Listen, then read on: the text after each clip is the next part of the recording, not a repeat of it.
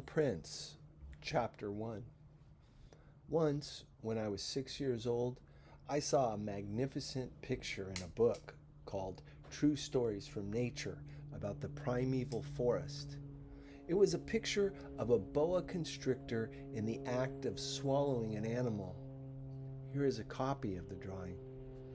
In the book, it said, boa constrictors swallow their prey whole without chewing it. After that, they are not able to move, and they sleep through the 6 months that they need for digestion. I pondered deeply then over the adventures of the jungle, and after some work with a colored pencil, I succeeded in making my first drawing, my drawing number 1. It looks something like this. I showed my masterpiece to the grown-ups and asked them whether the drawing frightened them. But they answered, "Frightened? Why should anyone be frightened by a hat?"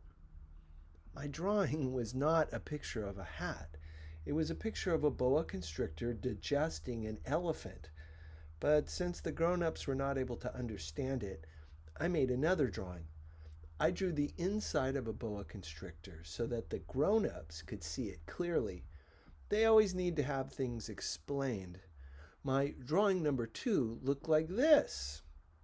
The grown-ups' response this time was to advise me to lay aside my drawings of boa constrictors, whether from the inside or the outside, and devote myself instead to geography, history, arithmetic, and grammar.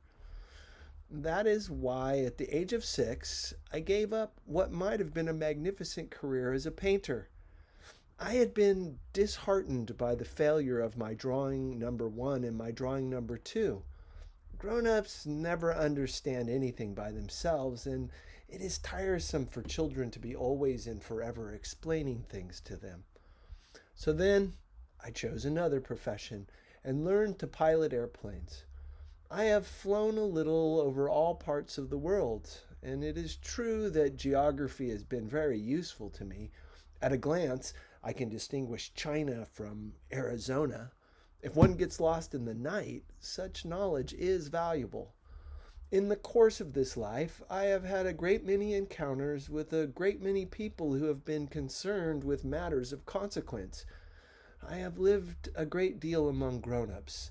I have seen them intimately, close at hand, and that hasn't much improved my opinion of them. Whenever I met one of them who seemed to me at all clear-sighted, I tried the experiment of showing him my drawing number 1, which I have always kept. I would try to find out, so if this was a person of true understanding. But whoever it was, he or she would always say, "That is a hat." Then I would never talk to that person about boa constrictors or primeval forests or stars. I would bring myself down to his level.